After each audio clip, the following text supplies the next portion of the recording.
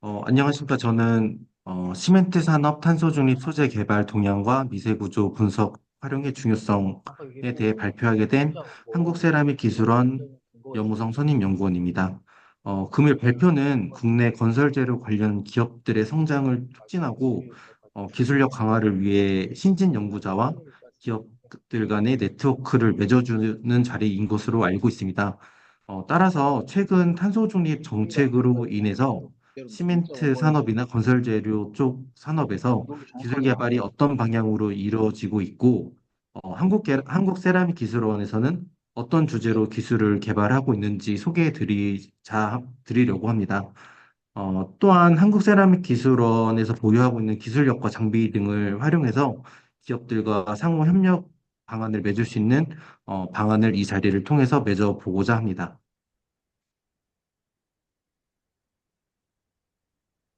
발표 순서는 먼저 탄소 중립 정책과 시멘트 산업에 대해 말씀드리고, 탄소 중립을 위해 시멘트 산업에서 개발되고 있는 주요 기술에 대해서 설명드리도록 하겠습니다. 그리고 나서는 미세구조 분석 활용의 중요성에 대해 간단하게 말씀드리고, 저희 세라믹 기술원과의 연계 방안에 대해서도 간략하게 설명을 드리도록 하겠습니다. 먼저 다들 아시겠지만 시멘트는 이산화탄소 다배출 산업으로 간주되고 우리나라 산업 부분의 약 11%를 차지할 정도로 시멘트 산업에서는 많은 양의 이산화탄소가 발생하고 있습니다. 시멘트 산업의 탄소 중립을 이행하기 위해서는 시멘트 산업에서 왜 이산화탄소가 발생하는지에 대해서 먼저 이해할 필요가 있을 것 같습니다.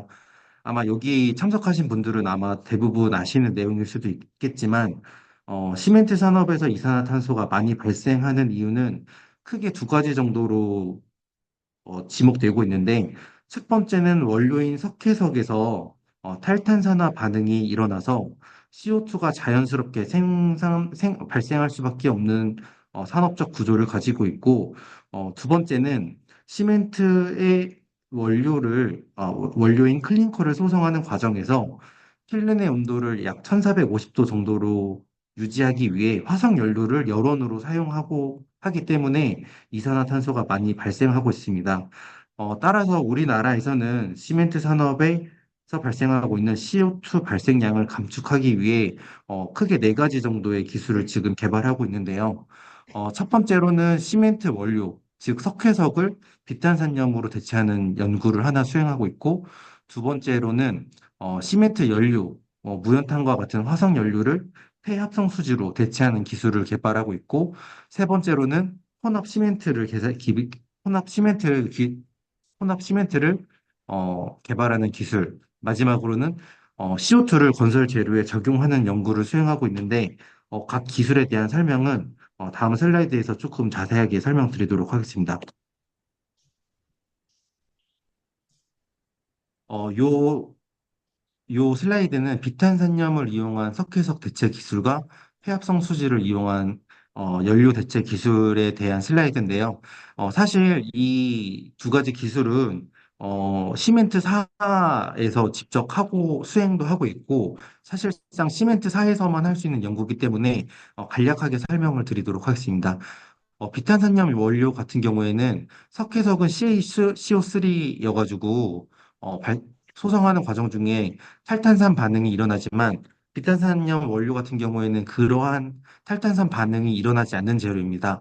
따라서 철강 산업에서 발생하는 다양한 슬래그를 이용해서 시멘트의 원료로 사용하는 것이 목적인데 원료를 이런 석회석이 아닌 슬래그로 변경하게 되면은 시멘트 배합 설계에 사용되는 배합 설계가 좀 달라질 수도 있고, 그리고 실제로 비탄산염 원료를 적용했을 때 생산된 클링커나 시멘트의 특성 분석이 필요하다는 점이 있습니다. 또한 원료 변경에 따라서 제조 설비 등이 일부 변경될 수도 있고, 현장 적용성 등도 검토가 필요한데, 요, 이러한 측면에서 지금 비탄산염 개발 연구가 하나 수행되고 있고요. 두 번째로는 폐합성 수지를 이용한 연료 대체 기술인데 화석 연료를 사용하면서 CO2가 발생하기 때문에 생활 폐기물인 폐플라스틱, 즉 폐합성 수지 등을 여론으로 사용하는 기술을 개발하고 있습니다.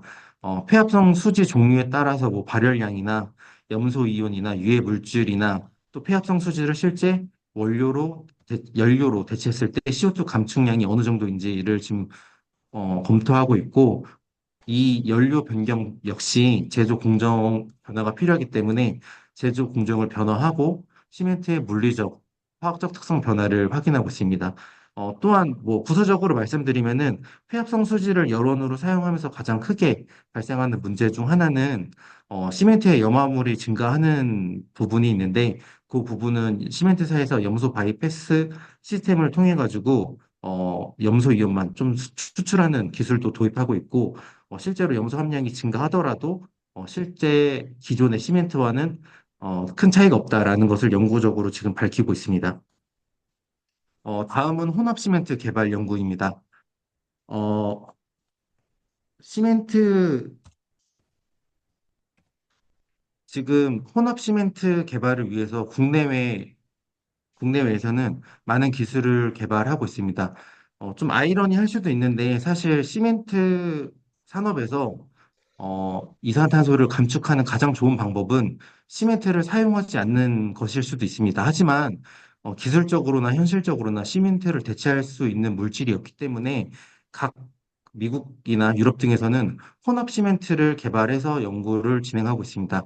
혼합 시멘트는 이제 보로슬래그나 플라이시, 실리카 듐과 같은 산업 부산물을 시멘트의 일부 혼합해서 사용하는 것을 의미하는데 이미 미국이나 유럽 같은 경우에서는 관련 기술이나 기준 등을 미리 만들어서 이미 기술을 현장에 적용하고 있는 상황입니다. 하지만 여기서 발생하는 문제가 한 가지 있는데 우리나라 같은 경우에는 철강 부산물인 보로슬래그나 아니면 화력발전소에서 나오는 플라이애쉬를 시멘트의 혼합재로 주로 사용해 왔는데 앞으로는 철강 산업도 그렇고 화력발전도 그렇고 여기도 탄소 중립을 이행해야 하기 때문에 기존에 나왔던 산업 부산물이 나올지 안 나올지도 모르고 나오더라도 물리적 특성이나 화학적 특성도 변할 수 있고 발생량도 저하할 수 있습니다. 따라서 시멘트 산업에서는 시멘트 혼합재에 넣을 수 있는 다양한 종류의 혼합재를 도출해야 되는 시점입니다. 따라서 지금 우리나라에서는 석회성 미분말이나 소성 점토 아니면 기타 무기계 혼합재를 시멘트의 혼합재로 도출하고 적용하는 연구를 수행하고 있습니다. 기타 무기계 혼합재 같은 경우에는 사실 명확하게 지금 정해진 것은 없지만 폐콘크리트 미분말이나 바터메쉬, 뭐 페유리 등과 같은 다양한 종류가 될 수 있습니다. 신규 혼합재 같은 경우에는 원재료의 뭐 분쇄 효율이나 혼합재가 될 재료의 분말도 그리고 혼합재가 시멘트에 적용됐을 때 물리적 특성이나 화학적 특성 그리고 경제성 등이 중요할 수 있다고 판단이 되고 혼합재 종류에 따라서 시멘트와의 상호작용이 어떻게 될지 몰라서 치환율이 되게 상이할 것으로 판단이 됩니다.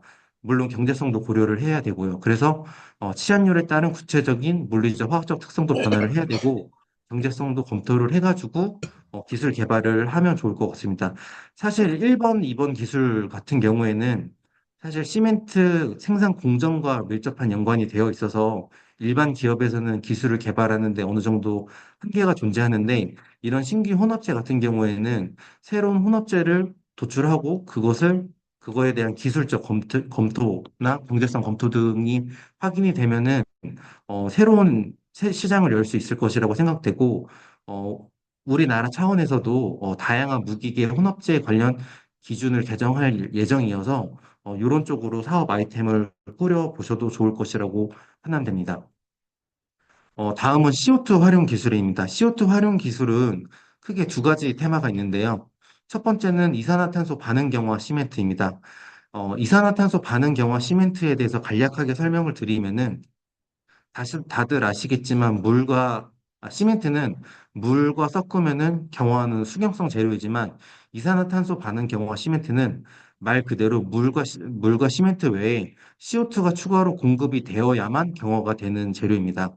사실 이 재료는 발견된 지 꽤 오래되었지만 그간 굳이 이 재료를 사용할 용도가 마땅치 않아가지고 많은 연구가 되지 않았는데 최근 탄소 중립 측면에서 이 재료가 많이 각광을 받고 있습니다. 그 이유는 크게 두 가지인데, 첫 번째로는 앞서 말씀드렸듯이 일반 시멘트 같은 경우에는 1400도에서 1500도의 소성 과정이 필요하지만 이산화탄소 반응경화 시멘트 같은 경우에는 상대적으로 좀 더 낮은 온도인 1250도 정도에서 생산이 가능하고 더욱이 이 시멘트를 이용해서 건설 재료를 활용할 때 CO2를 한 번 더 흡수하는 점이 있기 때문에 어, 어떻게 보면 두 번의 이산화탄소 감축 효과가 발생할 수 있는 재료여가지고 많은 연구가 우리나라에서 이루어지고 있습니다.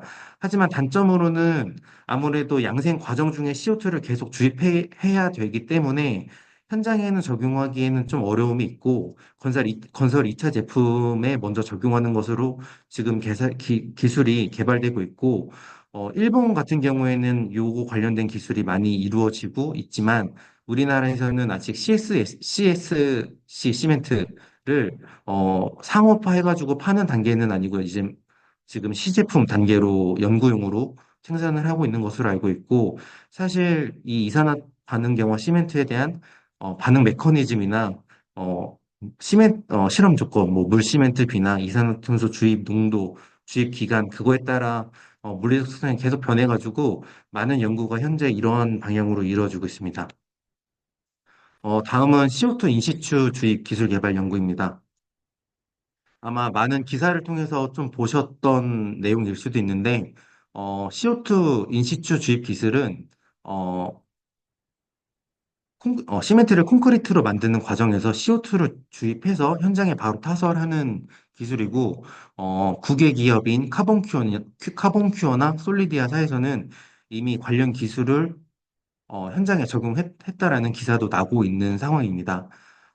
이 기술 또한 우리나라에서 지금 연구가 되고 있는데 사실 이 기술 또한 배합비에 따라서 CO2를 주입하는 양이나 주입 시간 그리고 어떻게 주입하느냐 이런 것들이 핵심 기술이어가지고 우리나라에서는 아직 좀 시작 단계이나 국외에서는 상용화 단계인 수준으로 알고 있고 우리나라에서도 관련 기술을 자체적으로 확보하기 위해서 많은 연구가 이루어지고 있습니다. 이어서 시멘트 대체재 개발 연구에 대해서 조금 설명을 드리려고 합니다. 앞서 말씀드렸던 네 가지 기술은 지금 우리나라에서 시멘트 산업의 탄소 중립을 위해, 실제로 정부에서 R&D 돈을 투자해서 R&D로 이루어지고 있는 기술에 대해서 설명드렸는데, 사실 국내 기업들이나 국외 기업들에서는 시멘트 대체재 기술 개발 연구도 활발하게 수행되고 있습니다. 시멘트 대체재 같은 경우에는 크게 뭐 지오폴리머나 무시멘트 결합제를 예를 들 수 있는데, 저 같은 경우에는 이번에 무시멘트 결합제에 대해서 조금 설명을 드리려고 하고 있습니다. 무시멘트 결합제 같은 경우에는 말 그대로 시멘트가 하나도 들어가지 않았지만 시멘트와 동등하게 사용할 수 있는 재료를 의미합니다. 한 가지 예를 가지고 왔는데요. 고로슬래그나 플라이애쉬 같은 산업 부산물, 아무래도 보통 무기계 재료를 많이 사용하시는 것 같습니다.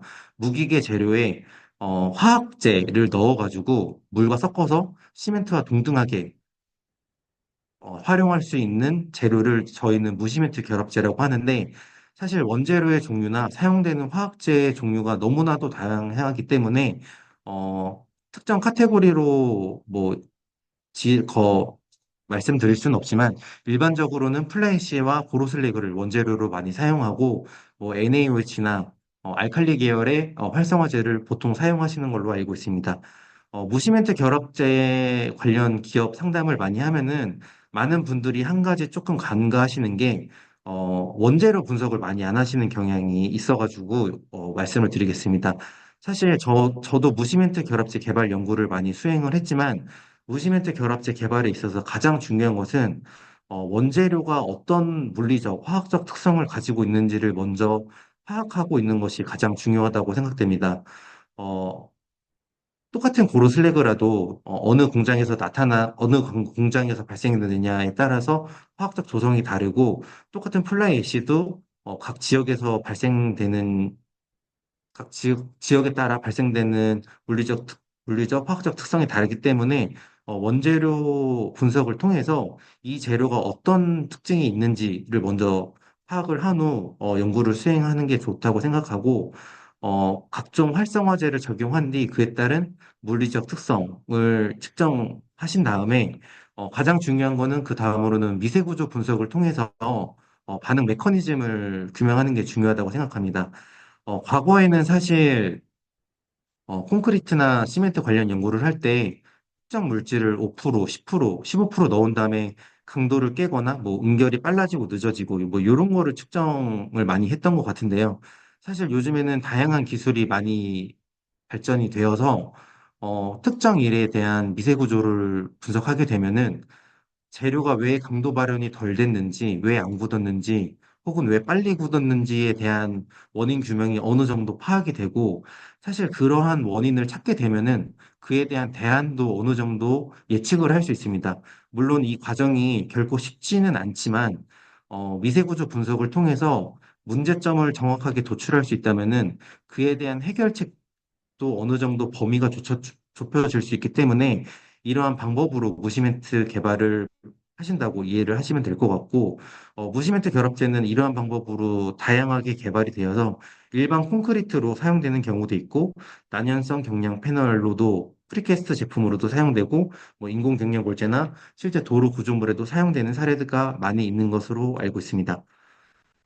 무시멘트 결합제에 대해서 사례 두 가지를 조금 더 가져왔는데요. 첫 번째는 내화학 성능이 강화된 무시멘트 콘크리트 개발 연구입니다.